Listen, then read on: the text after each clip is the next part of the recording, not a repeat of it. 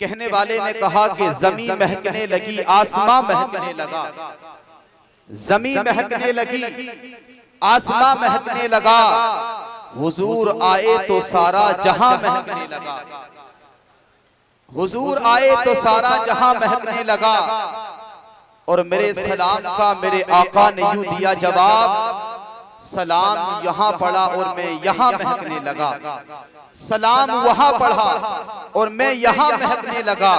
जो भी प्यारे आका पे दुरूद व सलाम पढ़ता है, अल्लाह ताला उसके मुकद्दर को चमका दिया करता है। इसलिए हमें मुस्तफा पे लम्हा बलम्हा दुरूद पढ़ते रहना चाहिए। लेकिन आओ मैं अपनी बात को ज्यादा कुशादा न करूं, बड़ी तेजी के साथ इंशाअल्लाह ताला मैं आपको ज़हनों को मदीने की तरफ लेके जाना चाहता हूं। और कहने वाले ने कहा, इश्क़े शहे उमम के तलबगार आए हैं। आप जितने भी बैठे हैं, मेरा यकीन कहता है, मेरा दिल कहता है, तुम किसी दुनियादार की मोहब्बत में नहीं आए हो। अपने मकानों को छोड़कर, अपने घरों को छोड़कर, अपने बिस्तरों को छोड़कर दुनियादार के लिए नहीं आए हो।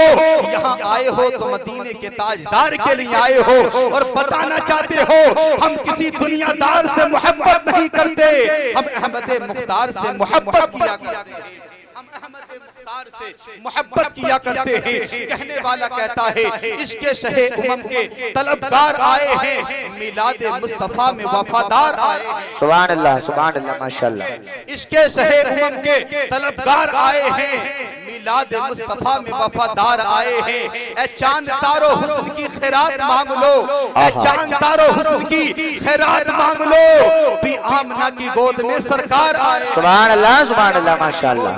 ए चांद तारो हुस्न की खैरात मांग लो, भी आमना की गोद में सरकार आए हैं। कसम खुदा की, हर चीज को अल्लाह ने मुस्तफा के नूर से चमकाया है।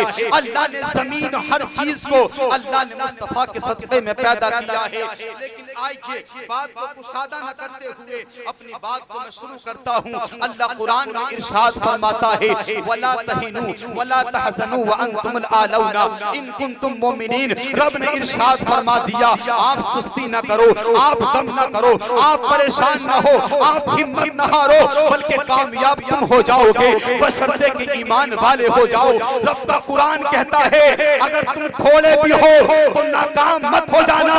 कामयाबी ज्यादा को नहीं मिलती है, उरूज ज्यादा को नहीं मिलता है। उरूज उसको मिला करता है जिसके सीने में ईमान हुआ करता है, जिसके सीने में रहमान हुआ करता है, जिसके सीने में रसूल पाक की मोहब्बत हुआ करती है। पता चल गया, अब ये मत देखना कि कामयाब वो है जिसपे ऊंचा मकान है, बस ये देखना कामयाब वो है जिसके दिल में इश्क़ मुस्तफा ने जगह। सुभान अल्लाह, नारे तकबीर, नारे रिसालत, नारे गौसियत, मसलके आला हज़रत जिंदाबाद, जिंदाबाद। सुभान अल्लाह। कामयाब वो है जिसके सीने में इश्क़ मुस्तफा है, जिसके पास ईमान है। दौलत तो चंद दिनों की होती है।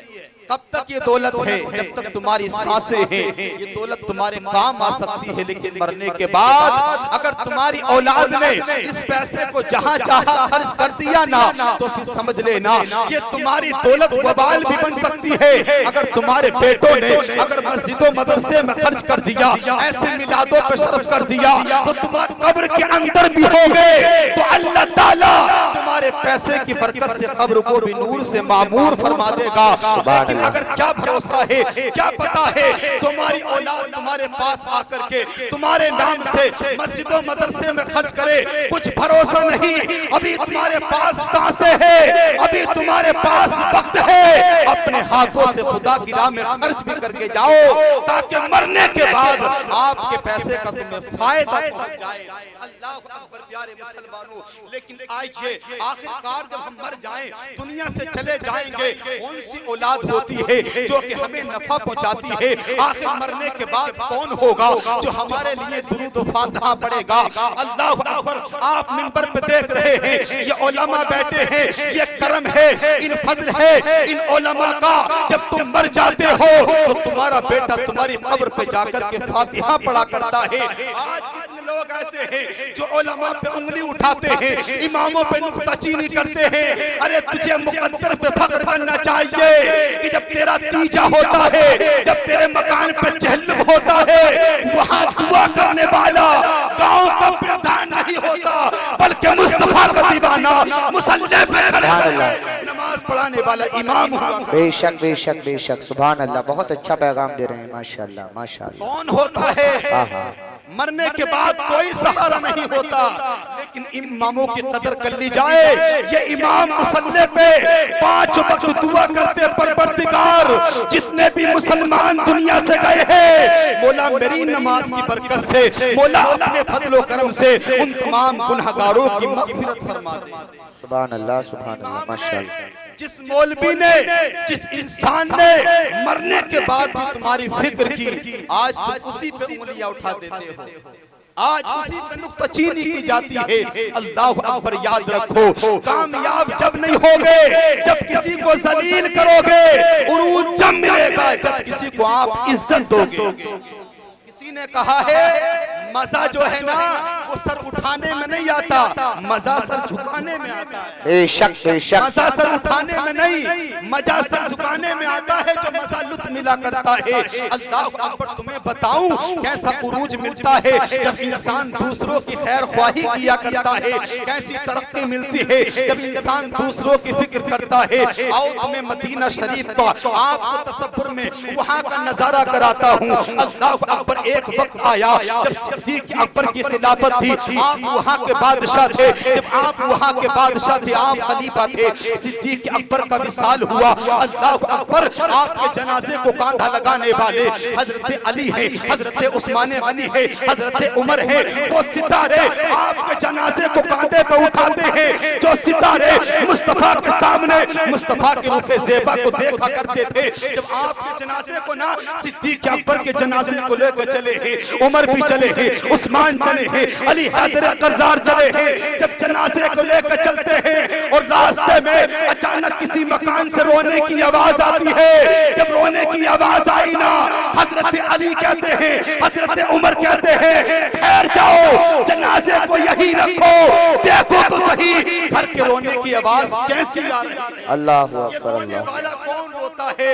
ये किस दर्द से रोता है, ये किस वजह से रोता है। जनाजे को रखा गया है, हजरत उमर फारूक आजम ने कदम को आगे बढ़ाया, दरवाजे पे दस्तक दी, दरवाजा खुला, अंदर से खातून निकल करके आती है। अल्लाह अकबर, हजरत उमर पूछते, खातून बता रोने की बात क्या है, तेरी आंखों में आंसू कैसे है, तेरी आवाज बुलंद कैसे हुई है। वो खातून कहती है, तुम जिस जनाजे को लेके जा रहे हो वो खाली सिद्दीक का जनाजा नहीं, मेरे बच्चों की तमन्नाएं जा रही है, मेरे बच्चों की खुशियां जा रही है, मेरे बच्चों के अरमान जा रहे हैं। उमर कहते मैं समझा नहीं।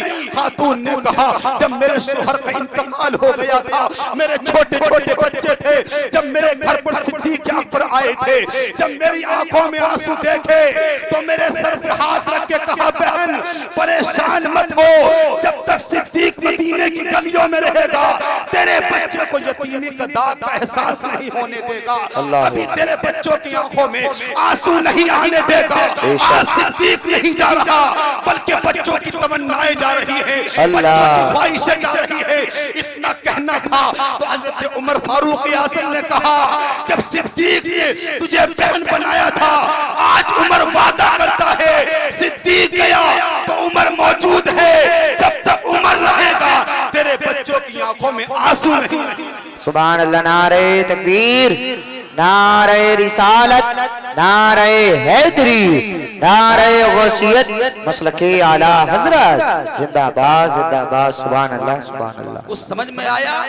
मिलादों में जलसे में आने का मकसद यही नहीं है आके और चले गए, बल्कि यहाँ से पैगाम लेके जाओ, जो आपको आने वाला मेहमान कुछ आपको दर्श दे तो उस पे अमल करना शुरू कर दो।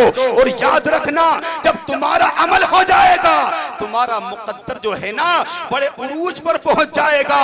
इसलिए कि रब ने कह दिया उरूज उसके लिए है जिसके सीने में ईमान महफूज है, उसके लिए उरूज है। सिद्दीक अकबर ने गरीबों की मदद ऐसा नहीं की, वो जानते थे गरीब का दिल मैं राजी करूंगा, फकत गरीब राजी नहीं होगा बल्कि मदीने वाला मुस्तफा राजी हो जाएगा, और जिससे रसूल राजी हो जाएंगे उससे फिर मेरा खुदा भी राजी हो जाएगा। बेशक बेशक बेशक, सुभान अल्लाह सुभान अल्लाह। ये नहीं है कि अल्लाह को ऐसे ही राजी करो, अगर तुमने किसी गरीब के दिल को राजी कर लिया, अल्लाह ताला इस अमल की बरकत से तुमसे राजी हो जाएगा। बेशक सुभान अल्लाह सुभान अल्लाह। कि हमें चाहिए उलमा की कदर करें जी। ये अलग बात। एक बात और बताऊं मिसाल के तौर पे, डॉक्टर साहब भी कोई ना कोई यहाँ पर मौजूद होंगे, तो डॉक्टर की पहचान डॉक्टर कोई होती कितनी जानकारी है इसे हम नहीं बताएंगे, बल्कि जो डॉक्टर होगा वो ही बताएगा। इंजीनियर सामने होना, हमें नहीं पता कितना इल्म रखता है, इसकी कदर क्या है, इतने मुशक्कतें कितनी की है, इसने मेहनतें किसने की है, हम क्या जाने। वो तो इंजीनियर पहचान कर बचाता है कि इसने बड़ी मुशक्कतों से इस डिग्री को हासिल किया है। इसी तरह इन उलमा की कदर करने के लिए इल्म का होना जरूरी है। जो बेचारे इल्म को नहीं जानते, उलमा की कदर को कैसे जानेंगे। अल्लाह आओ तुम्हें बताता हूँ उलमा की पहचान, उलमा की कदर, उससे सबक क्या मिलता है। इमाम आजम अबू हनीफा को तो सब जानते होंगे, सब जानते हैं ना। हाँ, न जानते तो जान लो, हम उन्हीं इमाम की तकलीद किया करते हैं। कौन कौन नहीं जानता है? सभी जानते हैं। ना भी जानते तो हाथ थोड़ी उठा देंगे। इसने के बाद शर्म की बात है, चाहे मैं कहूं कि नमाज सुनाओ तो सबको याद होगी आज तो, चाहे बाद में सजदा करना। एक जगह ऐसा हुआ, हजरत बताते हैं कि ये शादी में निफिल पढ़ने आता ना अक्सर, चाहे नमाज पढ़ने एक टाइम की नहीं आए, लेकिन उस दिन तो जरूर आएगा, आना चाहिए अल्लाह की बारगाह में। अल्लाह ने वो दिन दिखाया है। इमाम साहब ने कह दिया कि चलो ठीक है, दो रकात निफिल नमाज पढ़ लो शुक्राने के। पढ़ना शुरू कर दी। पहली बार मस्जिद में आया, रुकू पर रुकू, सजदे पर सजदा, एक रकात, दो रकात, तीन रकात पढ़ते ही जा रहा है। साथ पर दूल्हे के साथ जो आया वो इमाम से पूछ रहा है कि कब तक नमाज पढ़ेगा। इमाम करा, मैं भी तो वही देख रहा हूँ कि कब पूरी नमाज करेगा। सजदे पर सजदा करे जा रहा, पता नहीं कि सजदे कितने करने हैं। तू मुसलमान कैसा है, तू नबी का गुलाम कैसा है, अभी तुझे खुदा की बारगाह में सर झुकाना नहीं आया। याद रख ले, जब तुझसे खुदा की बारगाह में झुकना नहीं आया तो तेरे पास खुदा की रहमतें कैसे आ जाएंगी। बेशक बेशक, बहुत अच्छा पैगाम दे रहे हैं माशाअल्लाह। गैर को अखलाक से अपना बनाना सीख ले, रंजो गम के साए में भी मुस्कुराना सीख ले। देखना दुनिया झुकेगी खुद तुम्हारे सामने, तुम खुदा के सामने सर को झुकाने से। हाँ हाँ हाँ, माशाअल्लाह माशाअल्लाह। सर भी झुकाना नहीं आ रहा हजरत। अल्लाह अकबर। इमाम आजम अबू हनीफा हैं। अल्लाह अकबर। मदरसा था, मदरसा। ये नहीं कि आज मदरसे जब मसाजिद में बच्चे पढ़ रहे हैं या मदरसे खुले हैं, बहुत से लोग कहते हैं सारे मौलवी मदरसे खोले बैठे हैं। कहते हैं ना, जुमला बोल देते हैं कि सारे मौलवी मदरसे खोले बैठे हैं। उनसे पूछे कि मौलवी रक्शा चलाएं तो अच्छा लगेंगे, मौलवी अगर मजदूरी करे तो अच्छा लगेगा। उसने अपने सीने में जो नबी का दीन सीखा है, मुस्तफा फरमाते हैं जो मेरे पैगाम को आगे पहुंचाएगा, कल मैं मोहम्मद उसके हाथ को पकड़ के जन्नत में। सुभान अल्लाह सुभान अल्लाह, माशाअल्लाह माशाअल्लाह। दीन का पैगाम पहुंचा रहे हैं। तो ये मदरसा कोई आज नहीं, बल्कि हम जिसकी तकलीद करते हैं इमाम आजम अबू हनीफा, उनका मदरसा था। एक दो बच्चा नहीं, तारीख बताती कि कम से कम उनके मदरसे में 1000 तालिब इल्म सीखा। सुभान अल्लाह सुभान अल्लाह। आवाज आ रही है पीछे तक? सब सुनने, एक बार हाथ उठा कर बताएं सुभान अल्लाह। सुभान अल्लाह। माशाअल्लाह बेदार है, इसलिए कि बेदार रहना है। अभी आपको बड़ा बेहतरीन खिताब समाप्त करना है। मैं तो आपके माहौल को बस जमाने के लिए आया हूँ, आपको बेदार करने के लिए। इंशाअल्लाह मेरे बाद का आपको खिताब सुनना है। बस आपने हाथ उठा के बता दिया कि हम सब बेदार बैठे हैं। और याद रखना, नबी के दीवाने कभी मायूस नहीं हुआ करते हैं, हर वक्त बेदार रहते हैं, इसलिए कि उनकी निगाहें दुनियादार पर नहीं होती, उनकी निगाहें मदीने के ताजदार पे होती। बेशक बेशक, माशाअल्लाह माशाअल्लाह। 1000 बच्चे पढ़ा करते थे, 1000 बच्चे। अल्लाह अकबर। एक दिन बोले, आज मैं बच्चों का देखूं, पूछकर ये बच्चा इल्म हासिल क्यों करना चाहता है। मदरसा पहुंच गए। मदरसा जाने के बाद बच्चों को लाइन से लगा दिया। इमाम आजम एक एक बच्चे से पूछते हैं, बेटा बता तू इल्म सीख रहा है, पढ़ कर के क्या करेगा। कोई बच्चा कहता है मैं अपनी दुकान चलाऊंगा, कोई कहता है मैं अपना मकान बनाऊंगा, कोई कहता है मैं दुनिया का फला काम करूंगा, कोई कहता है मैं दुनिया में बिजनेस करूंगा, कोई कहता कारोबार करूंगा। तरह तरह की बातों को बता दिया। तकरीबन इमाम आजम ने 999 बच्चों से पूछा, हर बच्चे ने अपना मतलब बता दिया। कोई दुकान बनाने की बात करता, कोई मकान बनाने की बात करता। इमाम आजम मायूस हो गए कि मैं दीन सिखा रहा हूँ, इन बच्चों को इल्म दीन सिखाया जा रहा है, सबकी निगाहें दुनिया की तरफ है, आखिरत को कोई नहीं देख रहा, सब दुनिया को देख रहे हैं। ये देख करके मायूस हुए। मायूस होने के बाद कदम अपने हुजरे की तरफ बढ़ाए। उस्ताद ने कहा हजरत ठहर जाइए, अभी एक बच्चा बचा है जो दूर बैठा हुआ है, उस बच्चे से पूछो उसका मतलब क्या है, इल्म क्यों सीखना चाहता है। इमाम आजम पूछते हैं आखिर कैसी बात है उस बच्चे के अंदर। जब 999 बच्चों ने अपने मकसद को बता दिया, एक बच्चे से क्या सवाल करूं। उस वक्त कहा था इमाम आजम से उस्ताद ने कहा, उस वक्त पुकार करके कहा था आप पूछो तो सही। उस बच्चे का अंदाज ये है, उस बच्चे का आलम ये है, जब ये बच्चा रात को पढ़ा करता है, जब इसको नींद आती है अपने सर को दीवार में पटक के मारता है और दीवार में मार करके अपनी नींद को बेदार करता है। रातों को सोता नहीं बल्कि कुरान पढ़ा करता है, रातों को सोता नहीं बल्कि मुस्तफा का दीन पढ़ा करता है। इमाम आजम ने कदम को बढ़ाया और जानने के बाद बच्चे से पूछा बेटा बता पढ़ के क्या करेगा। बच्चा खड़ा हो गया, अदब से कहता है मैं पढ़ जाऊंगा, दीन का आलिम बन जाऊंगा, मुस्तफा के दीन को आगे पहुंचाऊंगा, मदरसे का नाम रोशन करूंगा, आपका भी नाम को बुलंद। सुभान अल्लाह, नारे तकबीर, नारे रिसालत, नारे हैदरी, नारे गौसियत, मसलके आला हजरत जिंदाबाद जिंदाबाद। सुभान अल्लाह सुभान अल्लाह। पढ़ के क्या करेंगे, दीन जो सीखा है उसको आगे पहुंचाऊंगा, मदरसे का नाम रोशन करूंगा, अपने उस्तादों के नाम को ऊंचा करूंगा।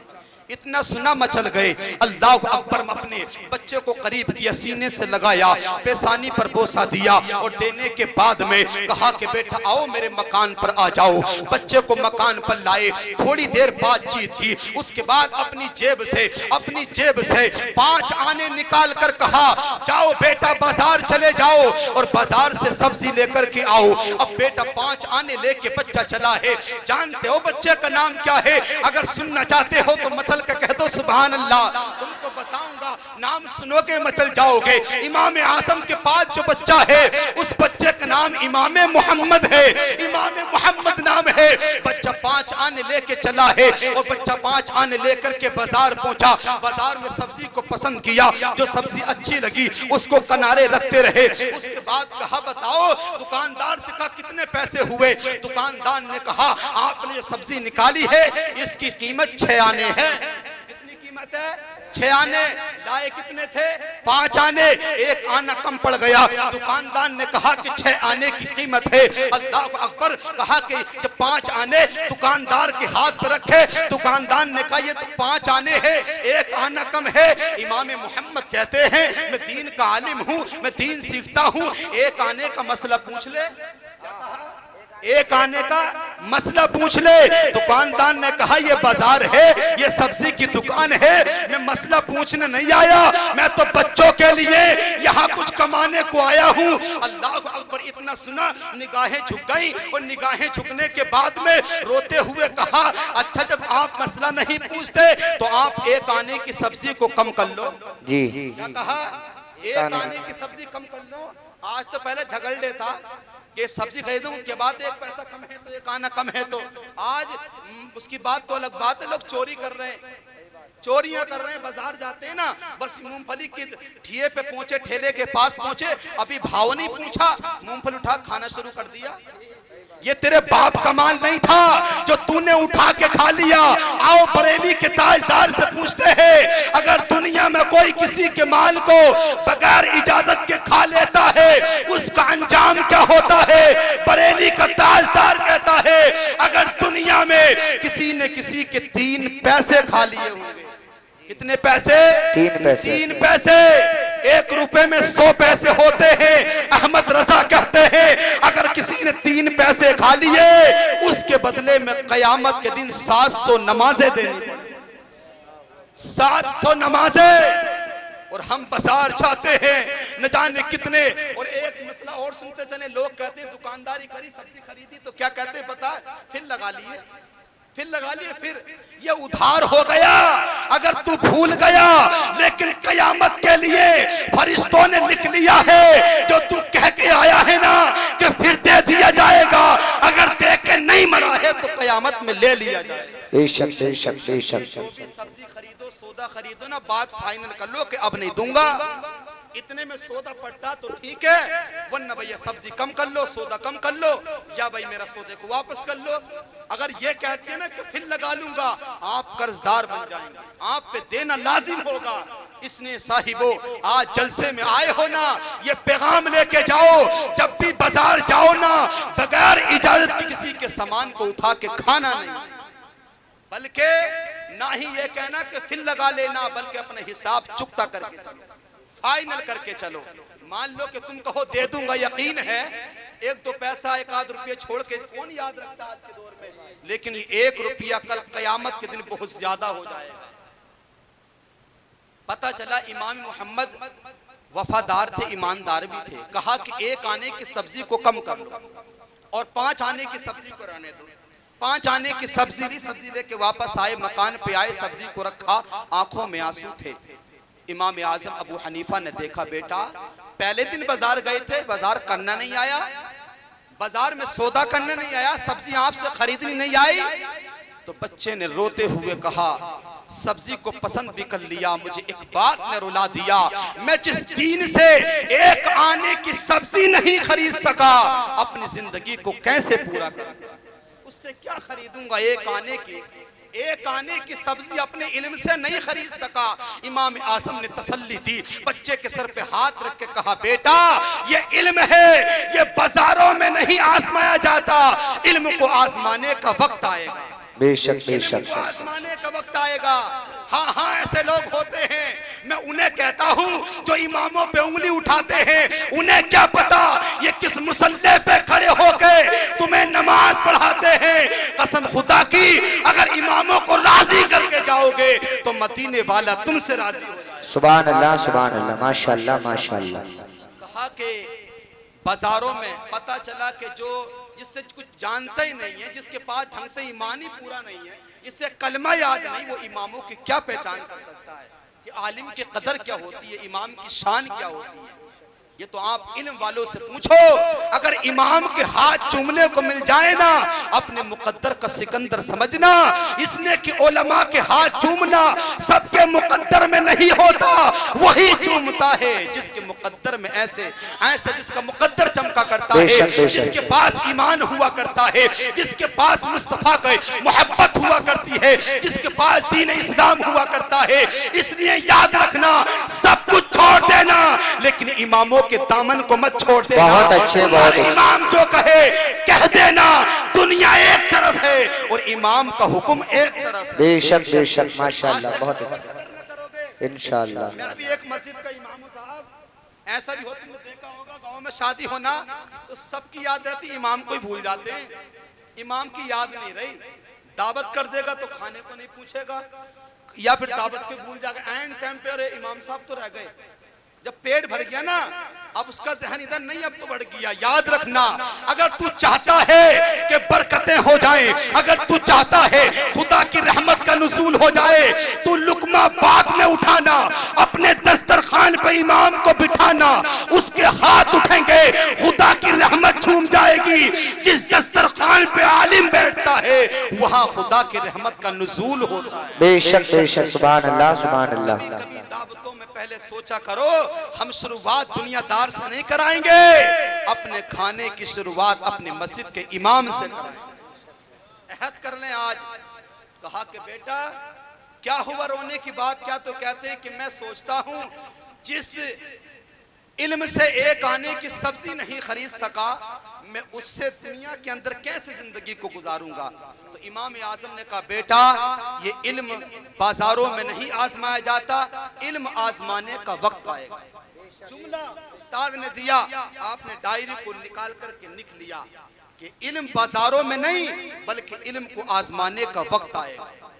आप पढ़ते रहे, इल्म को हासिल करते रहे। एक वक्त आया आप आलिम बनकर के फारिग हो गए।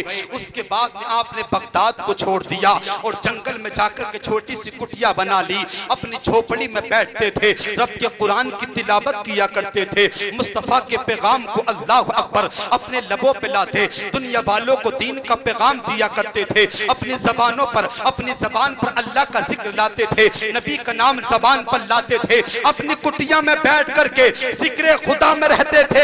एक वक्त आया जबकि वहां का बादशाह जिसका नाम खलीफा हारून रशीद था, अल्लाह अकबर, बादशाह ने एक बार जुमला बोल दिया, गुस्सा आया, लड़ाई हो गई। अपनी बीबी से कह दिया, या तो शाम होने से पहले पहले, सूरज डूबने से पहले पहले मेरी सल्तनत से निकल जा, वरना तुझे तलाक है।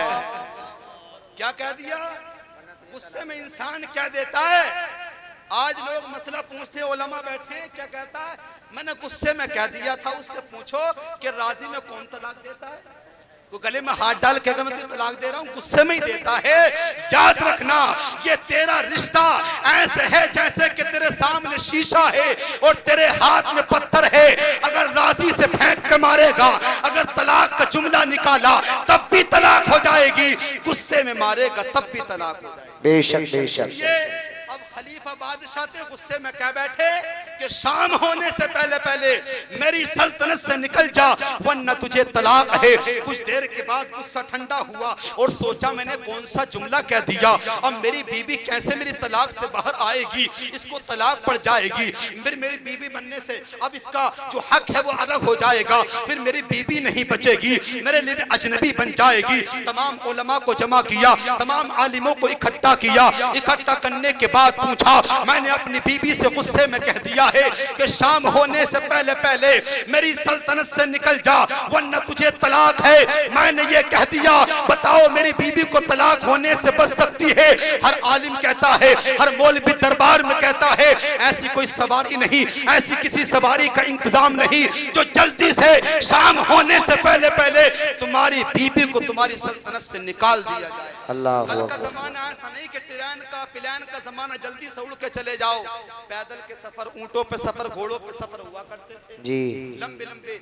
उनकी सल्तनत थी। कहा कि अगर तुमने ऐसा कोई सवारी का इंतजाम नहीं जाएगी तो बीबी को तलाक हो जाएगी। अब परेशान है, अल्लाह अकबर बेचैन है। कहा कि बताओ कोई रास्ता हो तो निकालो, कोई ऐसा मौका हो तो बताइए। एक आलिम खड़ा होता है और खड़े होकर के कहता है, ये सारे आलिम मना करते हैं, मेरी जहन में भी ऐसा मसला नहीं है, लेकिन एक आलिम ऐसा है, मुझे लगता है अगर उसके पास जाएंगे तो शायद कोई रास्ता निकल आए, शायद तुम्हारी बीबी को तलाक पड़ने से रह जाए।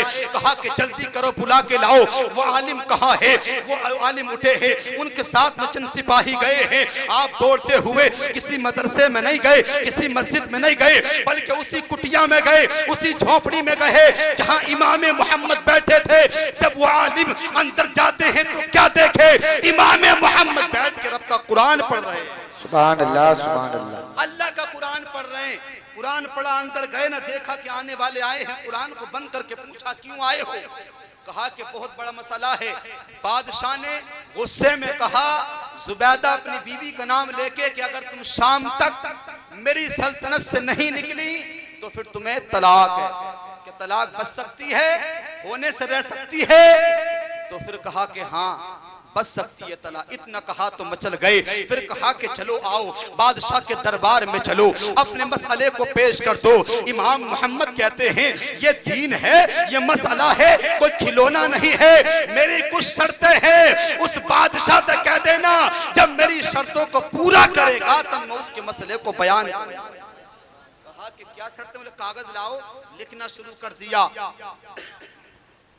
कि जिस सवारी पे बादशाह बैठता उस सवारी पे मुझे बैठाया जाए। जो कालीन उसके दरबार में बिछती है वो कालीन मेरी झोपड़ी से और उसके दरबार तक मेरे रास्ते में बिछा दी जाए। जिस सवारी पे सवार होता है उस सवारी पे मुझे बैठाया जाए। जिस बादशाहत के लिबास को पहन करके वो फैसले किया करता है वो लिबास मुझे पहनाया जाए। और जिस सवारी को बैठता है उसके गुलाम उसकी लगाम पकड़ते हैं। आज सवारी पे मैं बैठा हूँगा, लगाम आज बादशाह के हाथ में होगी, उसका ताज मेरे सर पे सजाया जाए। ये शर्तें हैं, ऐसा नहीं बताऊंगा। अल्लाह अकबर, दौड़ते हुए आए, आकर कहा कि हाँ आपके बीवी को तलाक होने से बच तो जाएगी, लेकिन शर्तें बहुत हैं। बोले जल्दी बताओ क्या शर्तें हैं। कहा शर्त ये है, आपको अपना लिबास जो आप बादशाही लिबास पहनते हैं वो लिबास उनको देना होगा। उनके रास्ते में आपके महल की जो कालीनें हैं उनके लिए रास्ते बिछाने होंगी। आपकी सवारी पे उनको सवार किया जाएगा और आप उसकी लगाम पकड़ के चलेंगे, और जब वो बैठ जाएंगे ना, जब कुर्सी पे आकर के बैठेंगे उनको ताज पहनाया जाएगा और सारी सल्तनत का मालिक उन्हीं आलिम को बनाया जाएगा। सुभान अल्लाह, सुभान अल्लाह, माशाअल्लाह, बादशाह माशाअल्लाह। कहता कि फिर तलाक होने से बच जाएगी तलाक होने से। तो कहा कि हाँ तलाक होने से बच जाएगी। ये झगड़े हमारे तुम्हारे सबके मकान पे होते हैं मियां बीबी के, और ये होना कोई ये पहले से ही चला आया। हजरत उमर फारूक आजम के जमाने की बात याद आ गई। वो थोड़ी देर की बात, कालीन को राहों में बिछा दिया गया और कालीन रास्ते में बिछा दी गई। उसके बाद सवारी को लेके गया। अल्लाह अकबर, सवारी गई है। जब कुटिया के सामने पहुंचे हैं, देखने के बाद क्या देखा, वही लुंगी है, खादी का कुर्ता है, सर पे फटा हुआ अमामा है। बादशाह है जज़ाकल्लाह, बादशाह है साहिब बादशाह, और बादशाह लगाम पकड़े हुए है, लगाम को हाथों में थाम लिया है। आज फकीर बनकर, आज नौकर बनकर एक आलिम के पास जा रहा है। बादशाह ने बता दिया, देख लो दौलत में कुछ नहीं होती है, बल्कि इल्म सब कुछ हुआ करता है। अगर दौलत होती तो मेरे हाथ में लगाम नहीं होती। अल्लाह अकबर, पकड़ के चला है, फटा हुआ अमामा है। बादशाह ने अपना कांधा दिया और आलिम ने उस पे कदम रख के घोड़े पे सवार। सुभान अल्लाह, सुभान अल्लाह, माशाअल्लाह, माशाअल्लाह, वाह वाह। ये है इल्म की कदर। बादशाह का कांधा है, आलिम का कदम है, घोड़े पे सवार हो गए हैं। अल्लाह अकबर, आज जमीन भी देख रही है, आसमान भी देख रहा है, फलक के चांद सितारे देख रहे हैं, ये सूरज देख रहा है, हवाएं देख रही है कि दौलत कुछ नहीं हुआ करती, इल्म सब कुछ हुआ करता है। ये अलग बात है, हमें इल्म की पहचान नहीं है। बादशाह लगाम पकड़े हैं, आलिम साहब घोड़े पर सवार बैठे चले आ रहे हैं। उस कुर्सी तख्त पर पहुंच गए जहां बादशाह बैठता है। आलिम साहब को बैठा दिया गया, सर पे ताज सजा दिया गया। आलिम कहते हैं, बादशाह ऐलान कर दे कि सारी सल्तनत का मालिक मैंने आपको बना दिया। सुभान अल्लाह, सुभान अल्लाह, माशाअल्लाह। कहा कि जल्दी करें हजरत, मैं ऐलान करता हूं सारी सल्तनत आपकी है। आज से, अब से आप इमाम हो, मैं आपका मुक्तदी हूं। आप आका है, मैं आपका गुलाम हूं। आप दाता है, मैं आपका फकीर हूं। मैं तुम्हारे कदमों की धूल हूं, सब कुछ तुम्हारा है। इतना कहा, उसके बाद में आपने डायरी को निकाला जो उस वक्त लिखा था जब उस्ताद ने कहा था, और देखा उस्ताद के जुमलों को चुन कर कहा, उस्ताद मुझे बादशाह नहीं बनना था, मुझे ताज नहीं पहनना था, मुझे घोड़े पे सवार नहीं होना था, मैं तो जानना चाहता था। जो उस्ताद ने कहा आज बिल्कुल सच हो गया, आज बात सच्ची हो गई। जो मेरे उस्ताद ने कहा था, अल्लाह अकबर, उसको चूमा है और कलेजे से फिर लगा लिया, अपनी पॉकेट में जेब में डाल लिया। अल्लाह अकबर, बादशाह से कहा, ले ताज मुझे नहीं चाहिए, लिबास मुझे नहीं चाहिए, ये कालीन सवारी मुझे नहीं चाहिए, ये बादशाहत मुझे नहीं चाहिए, बस मैं तो देखना चाहता था जो मेरे उस्ताद ने कहा था। आज मैंने उस्ताद के जुमलों को आजमा लिया है। वाकई में जान गया, न दौलत काम की होती है, न शोहरत काम की होती है। अगर काम का होता है तो मुस्तफा का दीन काम का होता है। इल्म अगर सीने में है तो कामयाबी है, दीन अगर सीने में है तो कामयाबी है। अल्लाह अकबर, बादशाह कहता, हजरत जल्दी बताइए, सूरज डूबने वाला है, अगर सूरज डूब जाएगा मेरी बीबी को तलाक पड़ जाएगी। इमाम मोहम्मद पुकार कर कहते हैं, ऐ बादशाह, जा अपनी बीबी सुबैदा को सर से लेके पांव तक पर्दा करा दे और मस्जिद में जाकर के बिठा दे। जब सूरज मुकम्मल डूब जाए अपनी बीबी को निकाल लेना, तेरी बीबी में तलाक नहीं पड़ेगी। तेरी सल्तनत, तेरी बादशाहत पूरी जमीन पे हो सकती है, लेकिन मस्जिद में किसी के बाप की हुकूमत नहीं। मस्जिद में किसी के बाप की हुकूमत नहीं होती, वो फकत खुदाए पाक की इबादत की जगह है। तभी तो कहने वाले ने कहा, तभी तो पुकारने वाला पुकारता है, एक ही सब में खड़े हो गए महमूद और अयाज, ना कोई बंदा रहा ना कोई बंदा न रहा। ये किसी के बाप की जागीर नहीं। अगर गरीब पहले पहुंच गया तो अगली सब में होगा, अमीर बाद में गया तो पिछली सब में खड़ा होगा। हाँ हाँ, ये आलिम वो है, ये अपने छत की बिना पर, अपने मकानों की वजह से मुसल्ले पे खड़े नहीं होते, बल्कि मुस्तफा की मोहब्बत को सीने में बसाया, मुस्तफा के दीन को सीने में बसाया, ये मुस्तफा के दीन की वजह से मुसल्ले पे खड़े हुए। इसलिए हजरत ज्यादा बात नहीं करूंगा, बस ये कहना चाहूंगा, मैंने जो भी आपको बात बताई है, पहले अल्लाह मुझे भी अमल की तौफीक अता फरमाए, अल्लाह आपको भी अमल की तौफीक अता फरमाए। रब्बे कायनात हम सबको आलिमों की, इमामों की, मुदर्रिसों की कदर करने की तौफीक अता फरमाए। अगर तुमने आलिमों की कदर कर ली, मुझे उम्मीद है तुम्हारी दुनिया भी कामयाब हो जाएगी, तुम्हारी आखिरत भी कामयाब हो जाएगी। अल्लाह ताला जो मैंने बोला है, मुझसे बोलने में कोताही गलती हो, मैं तौबा करता हूँ। अस्तगफिरुल्लाह रब्बी मिन कुल्ली ज़ंबि व अतूबु इलैहि। एक बार कलमा शरीफ पढ़ ले, ला इलाहा इल्लल्लाहु मुहम्मदुर रसूलुल्लाह व मा अलैना इल्लल बलाग।